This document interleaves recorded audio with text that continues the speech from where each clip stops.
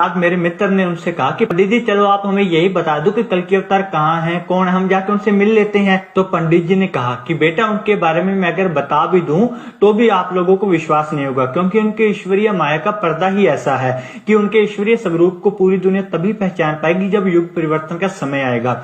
उससे पहले सिर्फ वही लोग उनके ईश्वरीय स्वरूप को पहचान सकते हैं जिनकी पिछले जन्मों की भक्ति है। इसके बाद अब देखो कितनी बड़ी बात कही पंडित जी ने।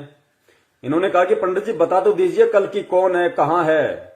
तो उन्होंने कहा कि भैया अपनी पहचान भी वही करवाएगा। एक बार ध्यान से सुनिए। ये आप और हम सत्सेवकों के लिए बहुत बड़ा एक संकेत है, इशारा दिया परमात्मा ने। सुनिए। अब मेरे मित्र ने उनसे कहा कि पंडित जी चलो आप हमें यही बता दो कि कल के अवतार कहाँ हैं, कौन, हम जाके उनसे मिल लेते हैं। तो पंडित जी ने कहा कि बेटा उनके बारे में मैं अगर बता भी दूं तो भी आप लोगों को विश्वास नहीं होगा, क्योंकि उनके ईश्वरीय माया का पर्दा ही ऐसा है। बच्चा अगर मैं तुम्हें बता भी दूं तो तुम विश्वास ही नहीं करोगे, कोई विश्वास नहीं करेगा। क्यों? क्योंकि उनकी ईश्वरीय माया का पर्दा ही इतना है। अगर पंडित जी बता दें कि वही हिसार जेल में हर संत रामपाल जी महाराज है तो पंडित जी को 2 गाड़ियां मिलेंगी। ये परमेश्वर की माया का पर्दा ही ऐसा है। कहां बैठा है? जेल में। और दुनिया की दृष्टि में जेल में कौन जाता है? ठग, लुटेरा, चोर, बदमाश, उल्टे कर्म करने वाला। और भगवान कहां बैठे? हिसार जेल में। तो पंडित जी कह रहे हैं कि भाई उनकी ईश्वरीय माया का पर्दा ही ऐसा है, अगर मैं बता भी दूं कोई विश्वास नहीं करेगा। क्यों विश्वास नहीं करेगा? क्योंकि परमेश्वर कहां बैठे हैं। पुण्यात्माओं, किस पे बात फिट हो रही है?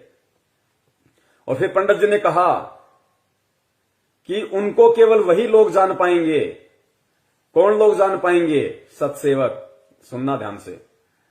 मेरे मित्र ने उनसे कहा कि पंडित जी चलो आप हमें यही बता दो कि कल के अवतार कहाँ हैं, कौन, हम जाके उनसे मिल लेते हैं। तो पंडित जी ने कहा कि बेटा उनके बारे में मैं अगर बता भी दूं तो भी आप लोगों को विश्वास नहीं होगा, क्योंकि उनके ईश्वरीय माया का पर्दा ही ऐसा है कि उनके ईश्वरीय स्वरूप को पूरी दुनिया तभी पहचान पाएगी जब युग परिवर्तन का समय आएगा।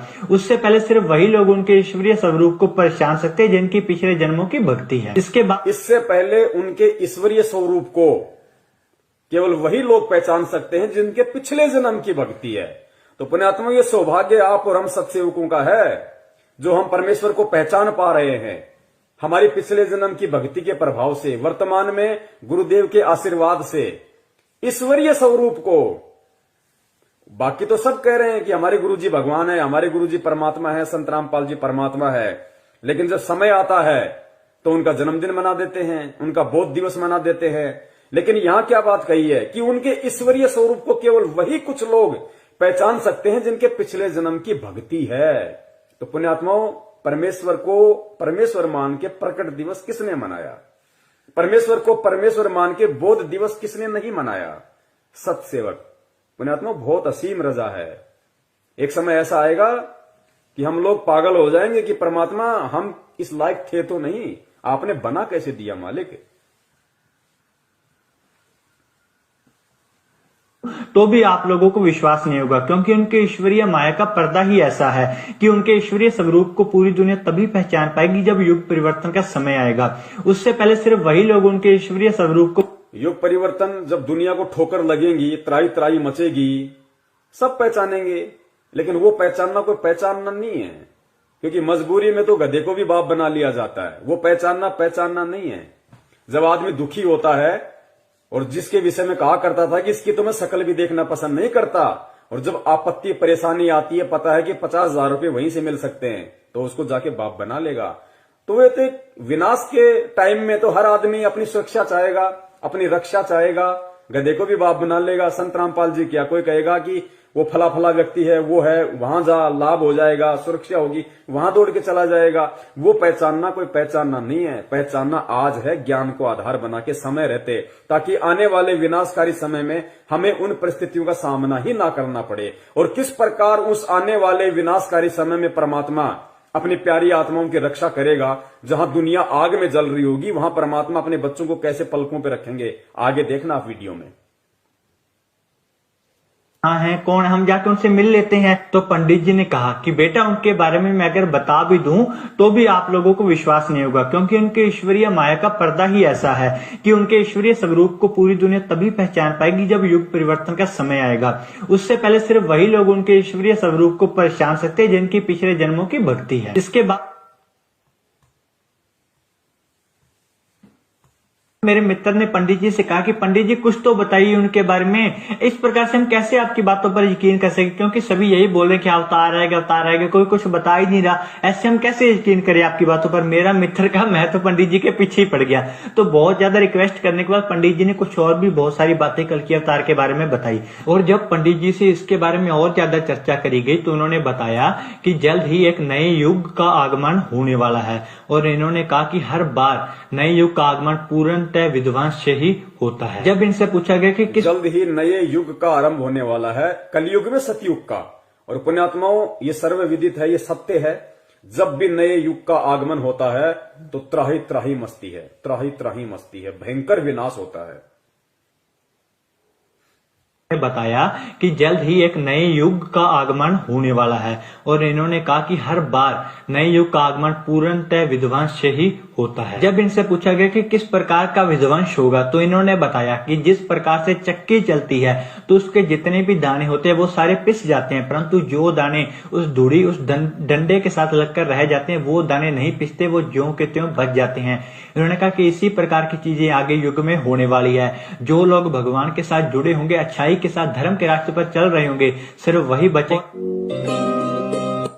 तो पंडित जी ने कहा कि भाई आने वाले समय में युग परिवर्तन होगा और युग परिवर्तन में भयंकर विनाश होगा। और उस युग परिवर्तन में वही लोग बचे रह सकते हैं जो लोग धर्म के रास्ते पे चल रहे होंगे, जो लोग उस अवतार के संपर्क में होंगे।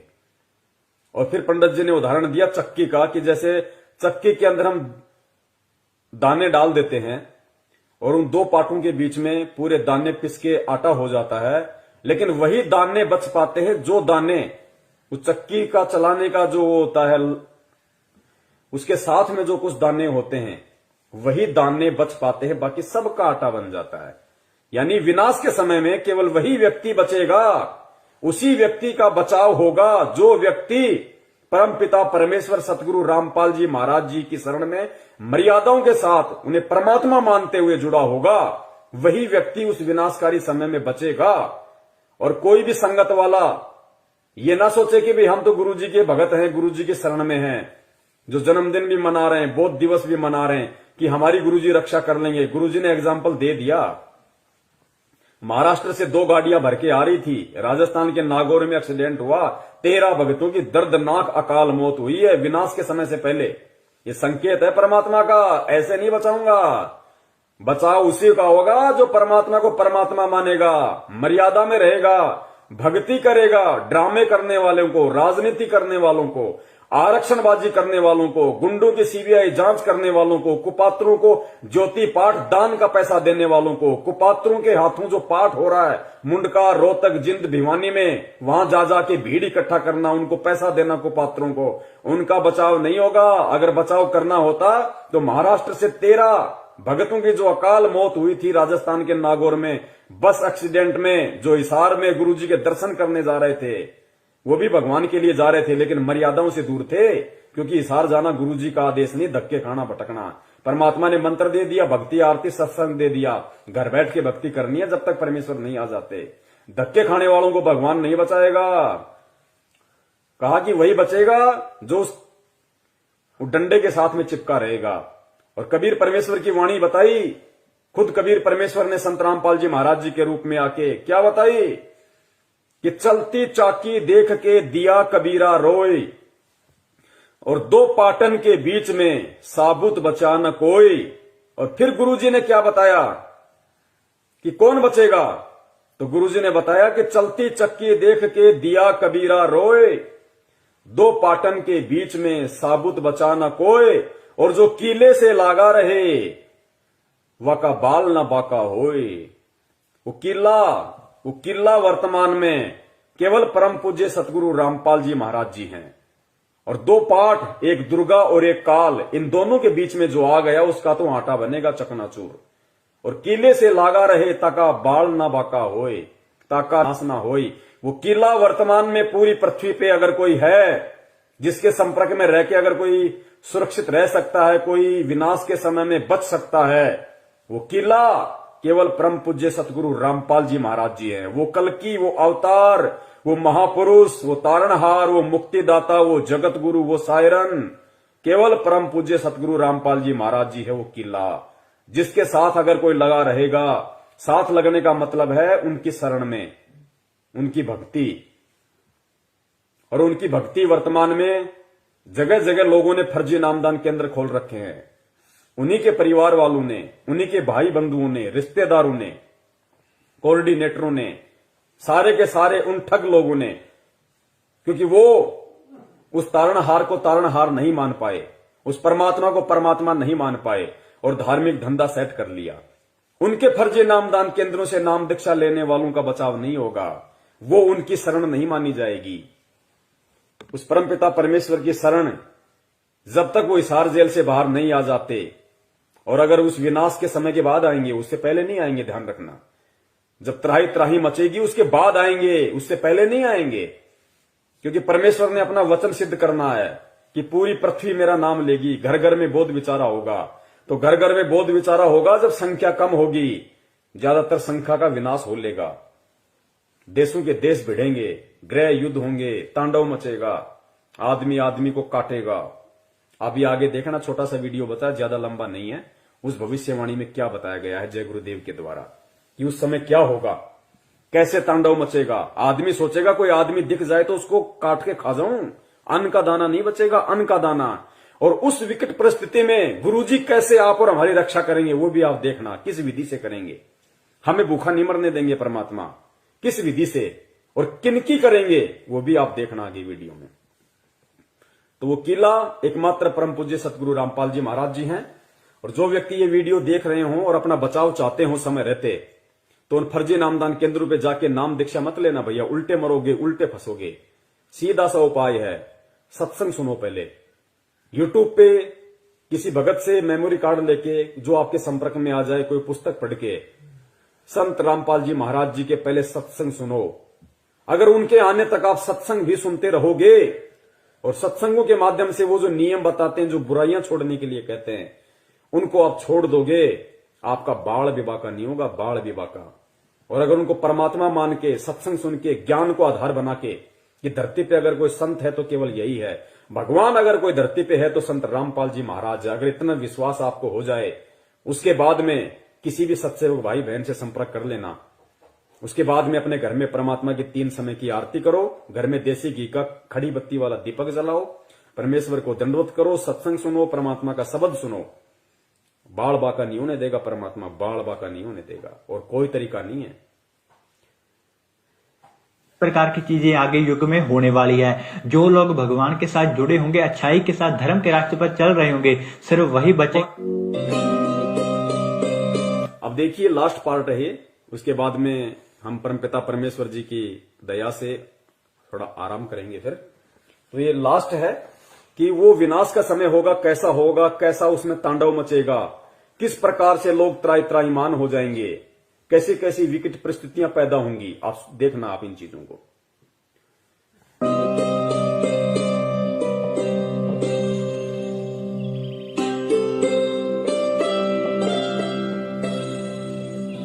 मैं सिर्फ बताता जाऊंगा, आपने सुनते जाना है। जिसे समझना होगा वो समझेगा, जिसे हंसना होगा वो हंसेगा। लेकिन दोनों ही स्थितियों में ईश्वर का कार्य होता रहेगा, क्योंकि वो समय आ गया है कि जब स्वयं परमात्मा अपनी रूहों को वापस ले जाएगा अपने जहान में। हिंदू, मुस्लिम, सिख, ईसाई हर धर्म को मानने वाले यह जानते हैं कि उनके इष्ट ने फिर से इस मृत्यु लोक में आने की भविष्यवाणी कर रखी है। कलयुग में कलयुग जाएगा, कलयुग में सतयुग आएगा। पाप और अधर्म को चरम तक पहुंचाने में कामयाब मनुष्य ने बहुत ही जल्द अपने विनाश की राह तय कर ली है, और जो पाप और अधर्म का चरम कलयुग के अंतिम चरण में होना चाहिए था, वो इंसान ने अभी ही हासिल कर लिया है। लेकिन अधर्म के विनाश के लिए हर युग में कोई न कोई महाभारत होती जरूर है। जब परिवर्तन होना होता है उस बीच संधि काल होता है, और संधि काल में ईश्वर प्रकट होते हैं और पाप और अधर्म का विनाश कर डालते हैं। देखो ये जगत वाले ये कह रहे हैं जब संधि काल का समय होता है, जब युग परिवर्तन होता है, तो परमात्मा खुद प्रकट होते हैं, खुद प्रकट। सुनो इन बातों को। भारत होती जरूर है। जब परिवर्तन होना होता है उस बीच संधि काल होता है और संधि काल में ईश्वर प्रकट होते हैं और पाप और अधर्म का विनाश कर डालते हैं।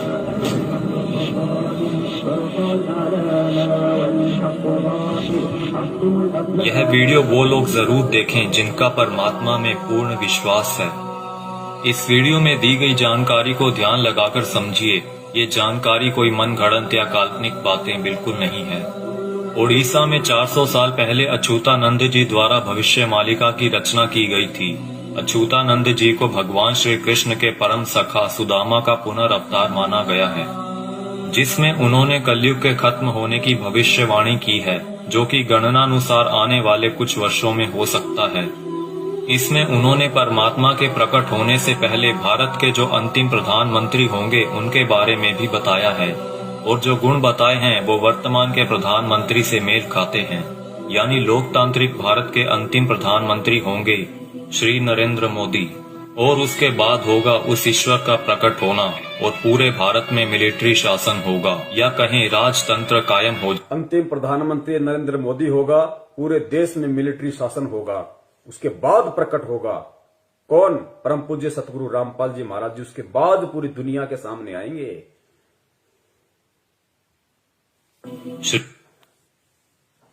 इसमें उन्होंने परमात्मा के प्रकट होने से पहले भारत के जो अंतिम प्रधानमंत्री होंगे उनके बारे में भी बताया है, और जो गुण बताए हैं वो वर्तमान के प्रधानमंत्री से मेल खाते हैं। यानी लोकतांत्रिक भारत के अंतिम प्रधानमंत्री होंगे श्री नरेंद्र मोदी, और उसके बाद होगा उस ईश्वर का प्रकट होना, और पूरे भारत में मिलिट्री शासन होगा, या कहें राजतंत्र कायम हो जाएगा, और पूरे विश्व में सनातन धर्म की पुनर्स्थापना होगी। हम बहुत ही भाग्यशाली हैं जो इस समय में जी रहे हैं जब इतिहास लिखा जाएगा, और हमें उस दिव्य पुरुष परमात्मा को साक्षात देखने का मौका भी मिल सकता है। पद्म पुराण के छठे खंड में 71वें सेट पर श्लोक नंबर 279 से 282 में बताया गया है कि वो दुष्टों का विनाश करेंगे, पृथ्वी की हुई दुर्गति को ठीक करेंगे, अपनी सेना द्वारा ईश्वरीय नियमों को स्थापित करेंगे। वो पूरी दुनिया के एकमात्र शासक होंगे जिन पर किसी का नियंत्रण नहीं होगा, यानी कि वो सबसे ऊपर होंगे। वो पूरी दुनिया पर धर्म की विजय पताका फहराएंगे और पूरे विश्व के लिए पूजनीय होंगे। जब वो सामने आएंगे तो देश में इमरजेंसी लागू होगी। पूरी दुनिया के टीवी चैनल्स के जरिए सभी लोग उन्हें जान जाएंगे। उनकी सेना होगी, एडमिनिस्ट्रेशन होगी, और उनके समाज सेवी मनुष्य भी होंगे। फ्रांसीसी भविष्यवक्ता माइकल द नॉस्ट्रेडमस की भविष्यवाणियों पर पूरी दुनिया के लोग यकीन रखते हैं, क्योंकि वो हमेशा सच साबित होती रही हैं। जिसमें उन्होंने 2020 को एक बहुत ही हिंसक साल बताया है, जहां दुनिया के बड़े बड़े देशों में गृह युद्ध के हालात होंगे। 2020 में ही सदी का सबसे बड़ा आर्थिक संकट भी आएगा। इसी समय में लोग काफी जागरूक हो चुके होंगे और लोगों में एक तरह का आध्यात्मिक झुकाव देखने को मिलेगा। नॉस्ट्रेडमस की ये सभी भविष्यवाणियां सेंचुरी नामक पुस्तक में दर्ज हैं। उनकी भविष्यवाणियों में कुछ भविष्यवाणियां ये भी हैं: जल्द ही दुनिया का तारनहार जन्म लेगा। वो एक ऐसे देश में जन्म लेगा जिसका नाम किसी समुद्र के नाम से जुड़ा होगा। आप जानते ही हैं कि पूरे विश्व में प्राचीन समय से ही भारत ही एक ऐसा देश है जिसका नाम एक समुद्र के नाम से जुड़ा है, हिंद महासागर। आगे नॉस्ट्रेडमस लिखते हैं, मैं उसे जब जब देखता हूँ मेरा सर सजदे में झुक जाता है। वो दुनिया को ऐसा ज्ञान बताएगा जो आज तक किसी ने नहीं दिया होगा। स्वयं को ज्ञानी विद्वान कहलाने वाले सभी उसके समक्ष नतमस्तक होंगे। वो सभी आत्माओं को वापस अपने देश ले जाएगा। माना जाता है कि ईश्वर के अवतार का प्रकट होना वैश्विक त्रासदी के समय में होगा। आज चारों ओर डर और हिंसा का माहौल है। तरह तरह की आपदाएं नित प्रतिदिन आती रहती हैं और आने वाला समय भी पता नहीं क्या लेकर आ रहा है। क्या यह वैश्विक त्रासदी का समय नहीं है? मनुष्य बहुत ही छोटा हो जाएगा और उसके सभी अस्त्र शस्त्र निष्फल हो जाएंगे। आज मनुष्य में नैतिक चारित्रिक गुणों का पतन होता जा रहा है और वर्तमान समय में चल रही महामारी के लिए मनुष्य के सभी प्रयास भी निष्फल हो चुके हैं। कई सौ वर्ष पहले हुए संत सूरदास और संत रविदास जी ने भी उस अवतार के लिए भविष्यवाणियां कर रखी हैं, जिनके ऊपर हमने अलग से वीडियो बना रखी है।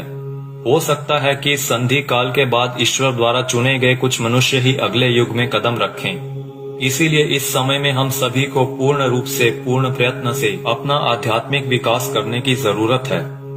लेकिन अभी आपने मथुरा के संत तुलसीदास जी की भविष्यवाणियों के बारे में तो सुना ही नहीं, जिन्होंने सन 1971 से लेकर आगे के कई सालों तक अपनी शाकाहारी पत्रिका के माध्यम से आने वाले समय के लिए बहुत सारी भविष्यवाणियां कर लोगों को जागरूक किया है। सतयुग एक दिन में नहीं आता। ऐसा नहीं होगा कि आप सुबह उठेंगे और चारों तरफ देखेंगे कि सतयुग आ चुका है। युग परिवर्तन का एक लंबा काल खंड होता है। युग परिवर्तन की बेला का एक बहुत बड़ा संक्रमण काल होता है।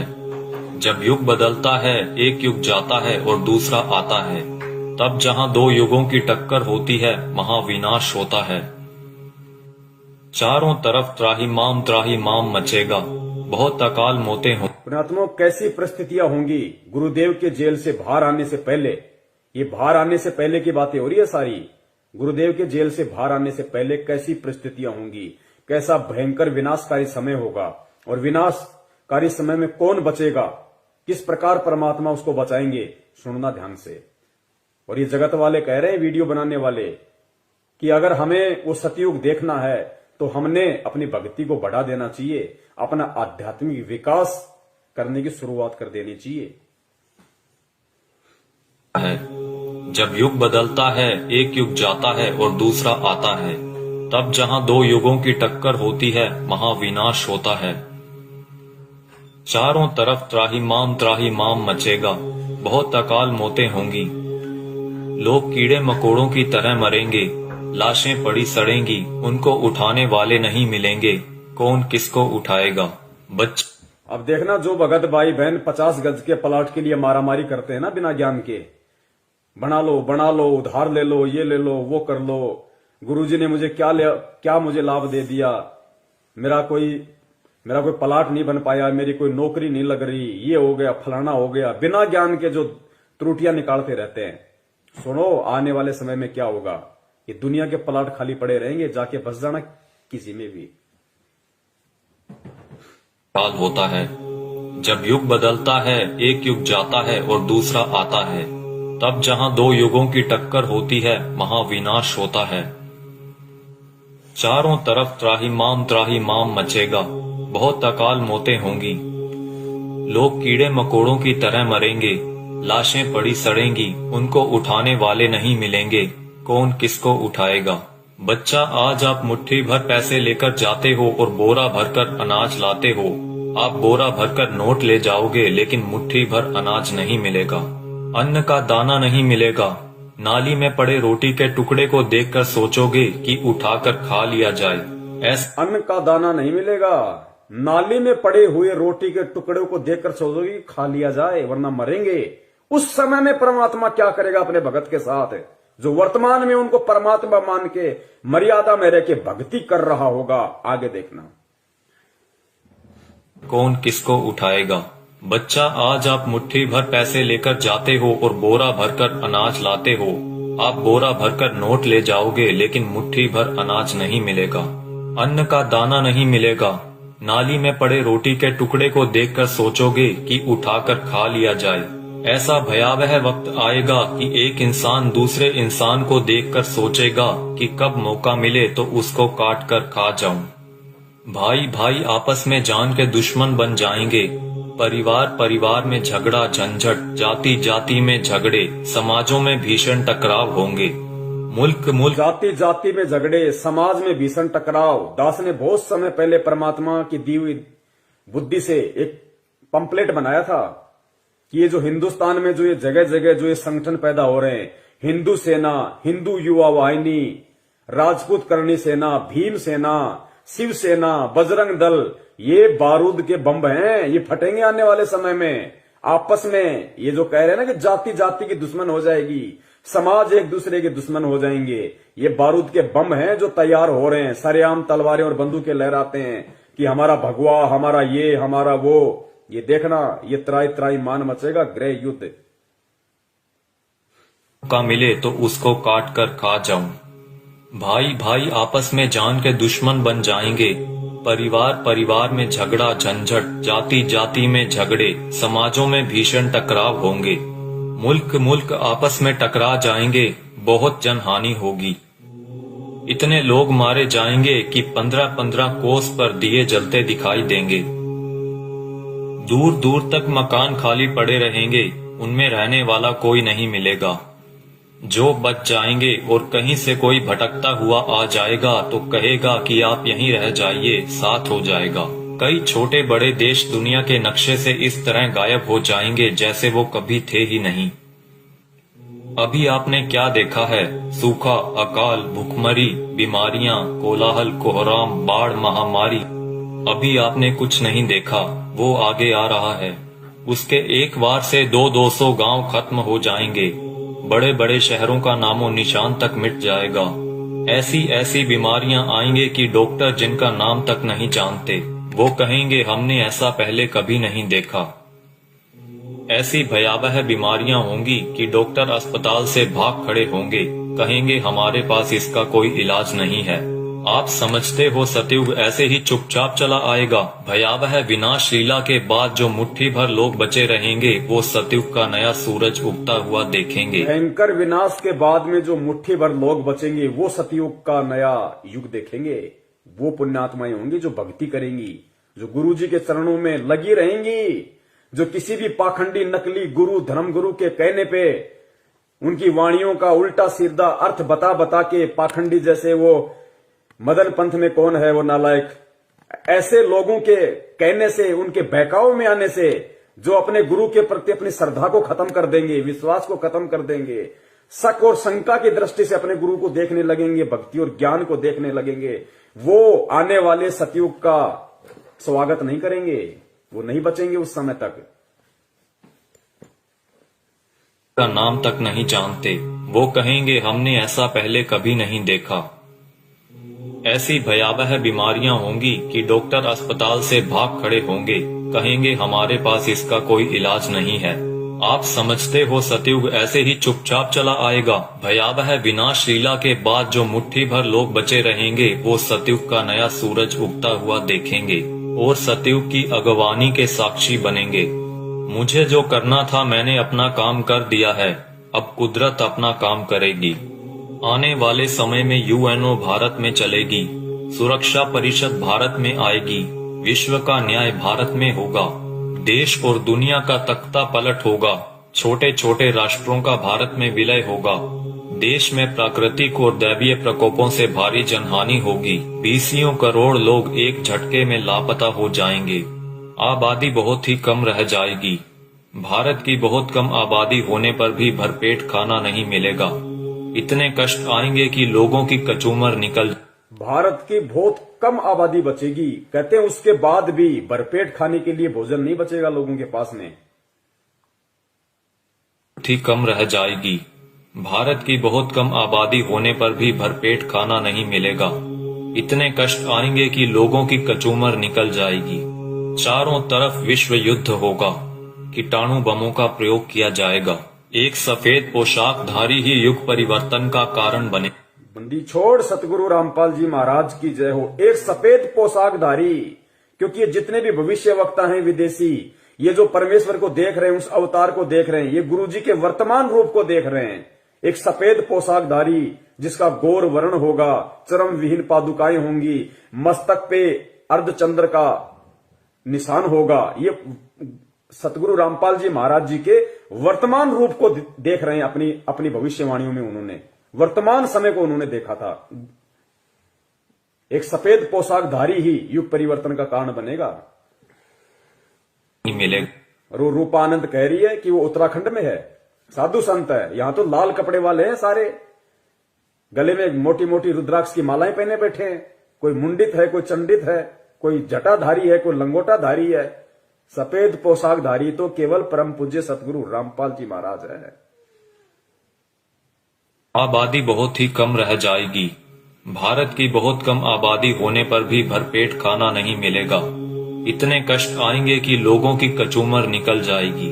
चारों तरफ विश्व युद्ध होगा, कीटाणु बमों का प्रयोग किया जाएगा, एक सफेद पोशाकधारी ही युग परिवर्तन का कारण बनेगा। आप शीघ्र अतिशीघ्र उस आध्यात्मिक शक्ति के साथ जुड़ जाएं, तो आपका बचाव होगा।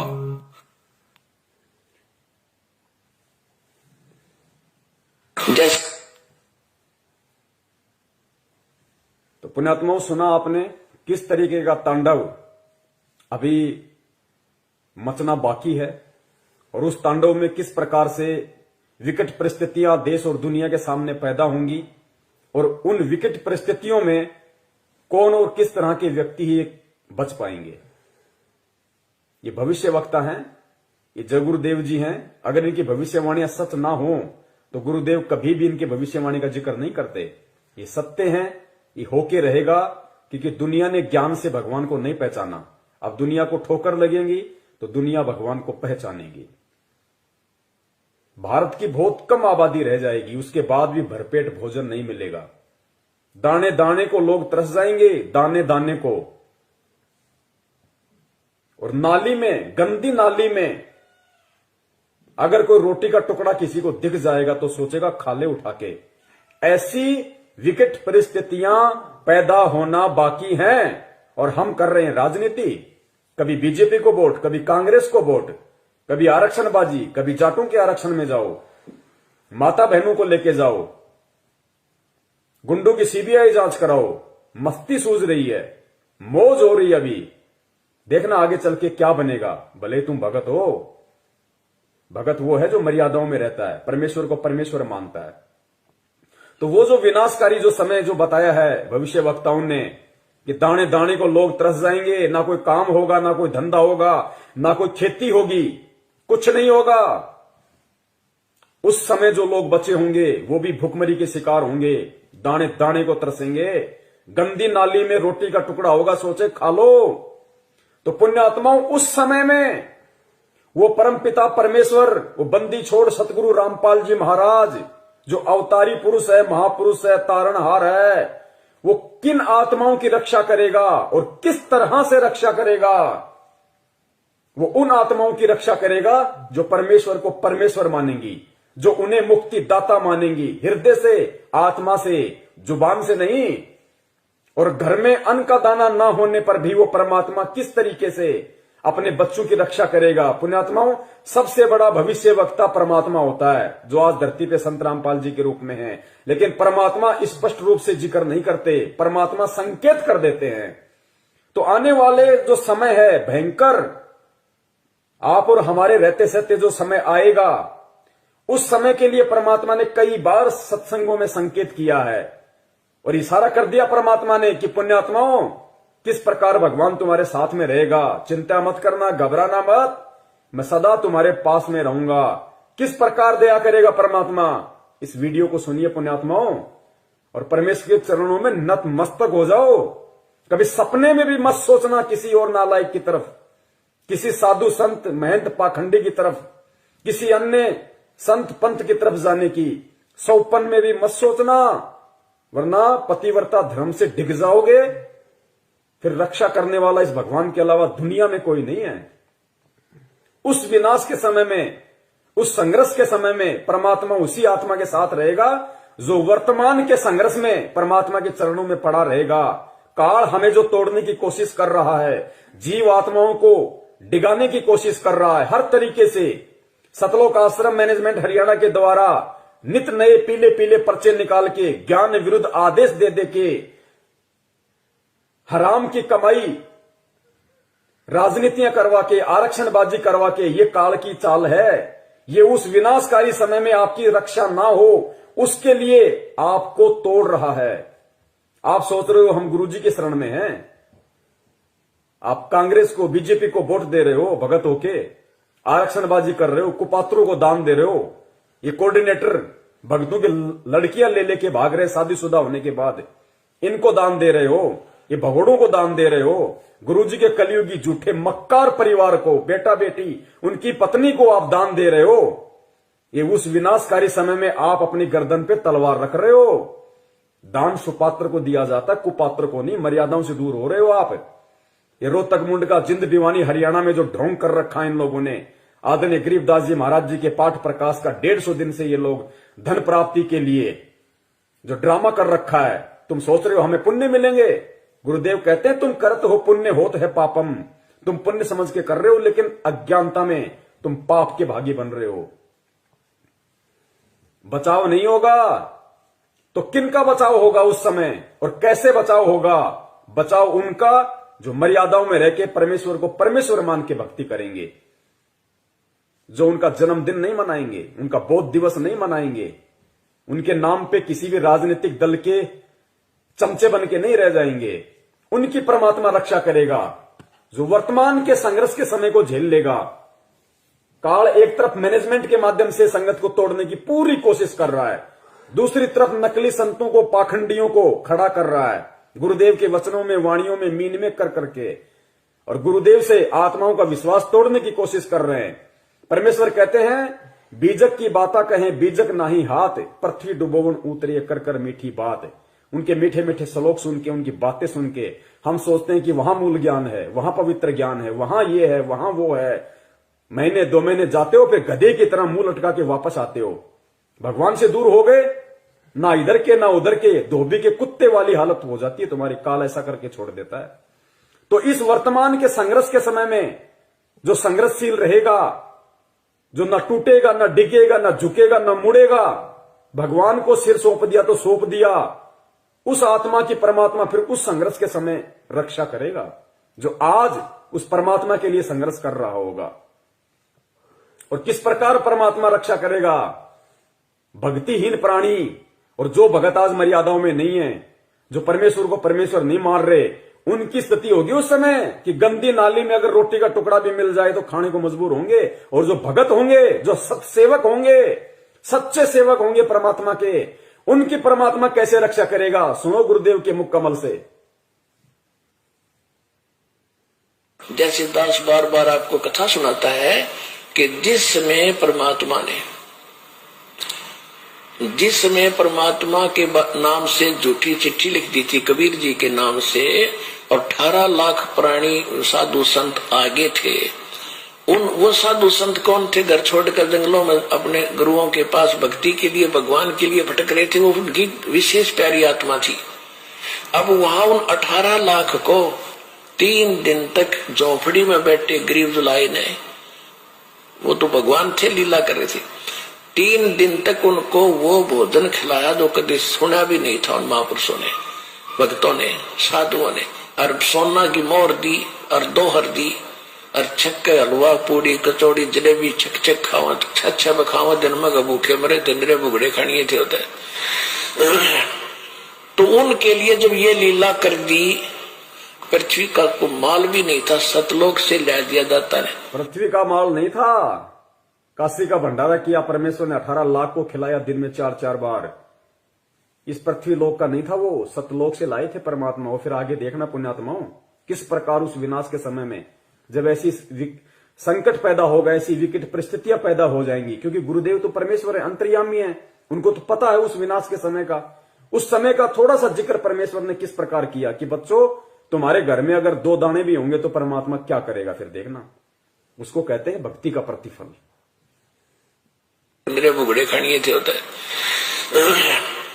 तो उनके लिए जब ये लीला कर दी, पृथ्वी का को माल भी नहीं था, सतलोक से ला दिया जाता है। तो आने वाले समय में जैसे जनसंख्या बढ़ रही है, 100 वर्ष के बाद क्या खाएंगे ये, अगर ये माहौल नहीं बदलाते?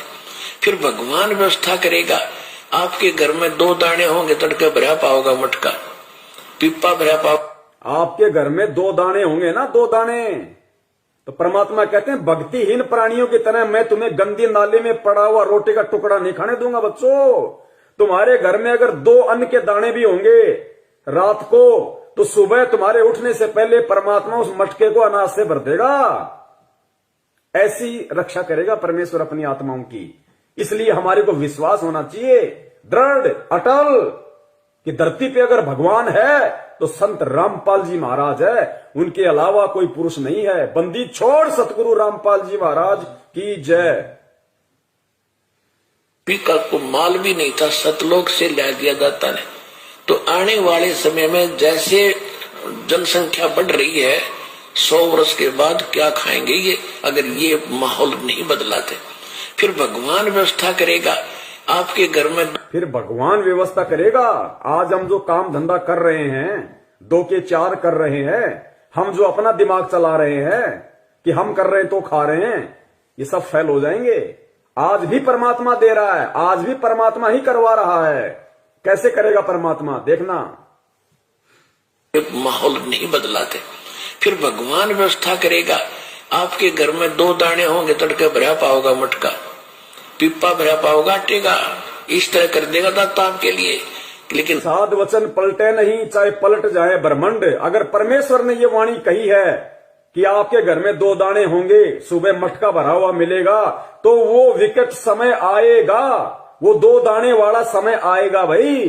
तभी परमेश्वर ने इस वाणी का जिक्र किया, ये बात कही है परमात्मा ने कि आपके घर में 2 दाने होंगे। नहीं तो भगत आज हम अपना काम धंधा कर रहे हैं, अपना कमाई रहे ना, लेकिन एक समय ऐसा आएगा ना काम होगा, ना धंधा होगा, ना कोई घर से बाहर निकलेगा, डरेंगे, सहमे हुए होंगे, डरे हुए होंगे।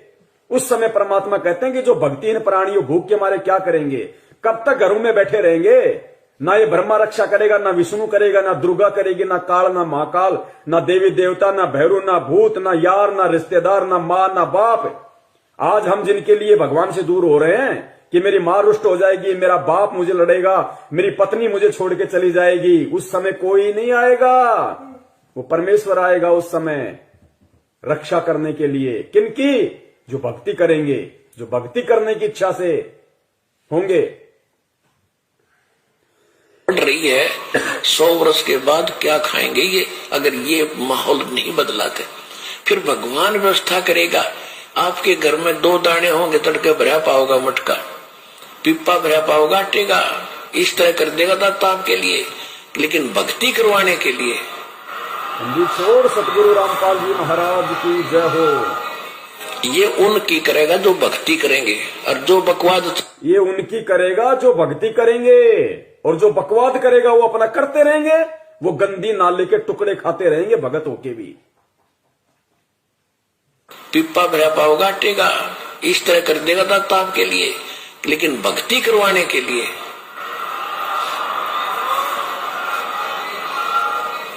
ये उनकी करेगा जो भक्ति करेंगे, और जो बकवाद चाहोगे वो अपना करते रहियो।